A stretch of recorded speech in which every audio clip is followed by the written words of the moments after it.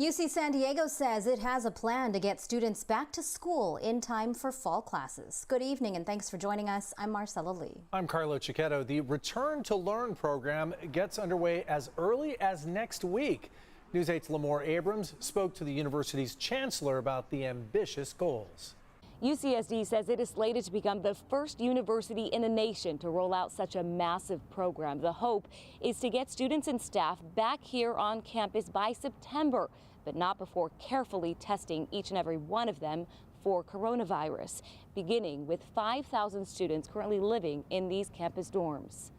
I mean, I'm not going to sit right next to someone who has coronavirus. Diego Sanchez says he won't return to class until he knows it's safe. But the college freshman is still living in campus dorms and could be among the first to be tested for COVID-19 as part of UCSD's one-of-its-kind Return to Learn program. This came about by asking the question, what would it take to bring all the students back to campus and have an in-person residential experience like we've had for the last 50, 60 years? University Chancellor Pradeep Khosla says it took teams of molecular biologists and infectious disease specialists to come up with the idea. It could ultimately result in the testing of at least 60,000 students and staff. So how will it work? We would be setting up collection stations at the dormitory, at the front entrance of the dormitory. Stations will be equipped with containers consisting of a single clean nasal swab. Students will pick one up, swab their own nose, drop off the sample in a collection box, and expect results the next morning. Anyone who tests positive would be expected to isolate, and it doesn't stop there. Then contact tracing takes multiple forms. It would be like, okay, Lamore, who are the people you were with? Who did you talk to in the last 4 or 5 days? So you keep on making phone calls to figure out who are these people, and you then test them. But are there enough tests to go around? Yes, Khosla says, thanks to the UCSD Medical Center, where preparations are underway, ready to deliver 1,200 tests a day for as long as necessary, he says. And I feel like it'd be reassuring the fact that they were tested as well as me. Derica, too, still works at the campus bookstore, and like those in the dorms, can't wait to get back to school, knowing there is a plan in place. Everyone has to get tested. And the university adds only medical professionals and public health officials will know who tested positive for coronavirus. Thanks, Lamore. Other California universities are also taking up the fight against the coronavirus. Tomorrow, we'll have the first cohort of tracers that will start taking our virtual online academy courses in partnership with UCSF and UCLA. Governor Gavin Newsom and his administration are teaming up with UCSF and UCLA to train thousands of people every week as COVID tracers. The high-tech virtual academy begins tomorrow. Their mission is to trace the spread of coronavirus through California so that elected officials can make informed decisions about how and when to reopen the state. Today, the County Board of Supervisors unanimously approved a plan to begin reopening San Diego in a safe manner. The framework lays out the guidelines for businesses to open their doors again. Those guidelines are meant to ensure employee and customer safety, sanitation, and physical distancing. Supervisors say the plan is a team effort that includes input from businesses across the county. I want to thank all of my colleagues for providing input they collected from businesses in their respective districts and help to inform this initial framework. The ultimate decision on reopening from the state will be coming shortly.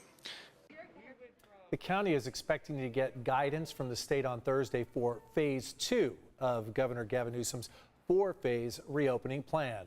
Curbside pickup at businesses like bookstores, clothing stores, sporting goods, and toy stores and florists could begin as early as Friday.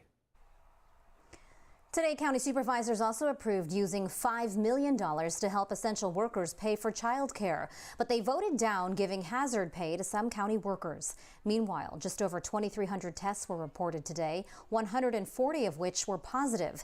That's about a 6% positive rate, bringing the total number of confirmed cases to 4,160. 6 additional deaths were also reported, 3 men and 3 women. The county death toll now stands at 150. The president confirmed today plans to wind down his coronavirus task force in the coming weeks. He also defended his decision to block some members from testifying before House committees. But several members will soon testify before a Senate panel. While in Phoenix today, the president toured a Honeywell facility making masks, but he did not wear one. The workers of this factory are pouring their heart and their soul and their blood into defending our nation and keeping our people healthy and safe. A White House official says Honeywell told them they did not need to wear masks.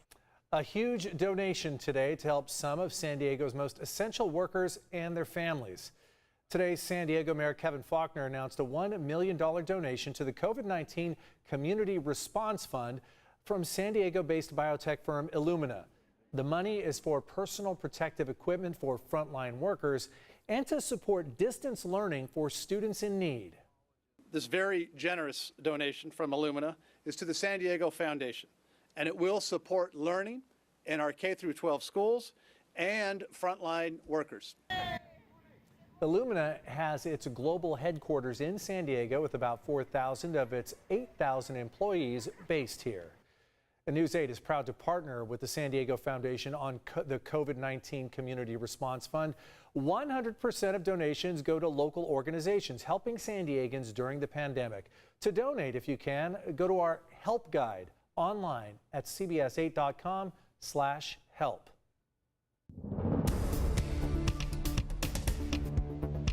The San Diegans are definitely feeling the heat this week. How long will the high temperatures stick around? Chief Meteorologist Carlene Chavis is with us for a first look at your microclimate forecast. Carlene. Hey, Carlo, that's right. We are talking about some hot temperatures, and they're going to stick around for a little while because today was just the start of it. So yesterday we were warm. Today we were hot, well above average, and we're going to climb even more by tomorrow. Taking a look at the advisories that are in play, we have a heat advisory for the inland valleys. That's going to continue until Friday night at 9 p.m. You're advised to drink plenty of water. We are talking highs between 90 to 100 degrees. In the desert, some very dangerously hot temperatures. Highs up to 110. That also falls into the time frame of now all the way, well, of course, the afternoon hours. But for today, we had it in play as well as through Friday night. So daytime highs, as I mentioned, up to about 110 degrees. You're advised to limit any outdoor activities. We are looking at well above average temperatures next few days, a little bit cooler by the weekend, and actually getting to May gray by next week. So I have your complete forecast coming up. Back to you, Marcella. All right, Carla. Thanks so much, Carlene. An officer-involved shooting near the border briefly held up cross-border traffic today just before noon. Tijuana police officer Luis Enrique Montoya Nunez was killed in the shootout. Reports say the suspect was wanted for a robbery at the Plaza Rio shopping mall. The deadly shootout happened near the port of entry on Paseo de los Eros. A man who police say killed his ex-girlfriend's new boyfriend and then fled to Mexico will now face a judge here in San Diego. 44-year-old Ernesto Martinez is charged with shooting and killing 27-year-old Alexandra Mazin outside a 24-hour fitness in the Midway district in 2018. At the time, Mazin was dating Martinez's ex-girlfriend. Martinez was found in Mexico and extradited back to the U.S. this year. He will be arraigned on charges including first-degree murder tomorrow. Tonight, Coronado police need your help finding two men accused of shooting a teenager during a jewelry sale gone wrong. This happened last night in the 900 block of Orange Avenue. Coronado Mayor Richard Bailey shared this post on Facebook, identifying the victim as Jacob McNair, a senior at Coronado High School. The 18-year-old met up with two men last night to sell them a piece of jewelry.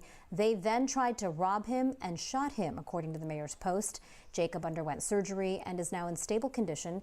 Anyone with information about this crime is asked to call police. Former Congressman Duncan Hunter wants to push back the start of his prison term because of the coronavirus pandemic. That's according to a motion submitted by his lawyers today in district court. Last month, Hunter was sentenced to 11 months in federal prison for admitting to his role in misusing campaign funds. He was given until May 29th to surrender. He's now trying to push it back to next January. Hunter's wife, Margaret, also pleaded guilty. She is due to be sentenced on June 8th. Sheriff's detectives say they've identified the man who wore a KKK hood into a local grocery store last Saturday. They are not, however, releasing his name at this time, citing an ongoing investigation. Pictures of the hooded man in the produce section of the Vaughn's Mission Gorge store in Santee sparked immediate outrage across the country. Civil rights groups and local leaders, including Santee's mayor, have all condemned the incident.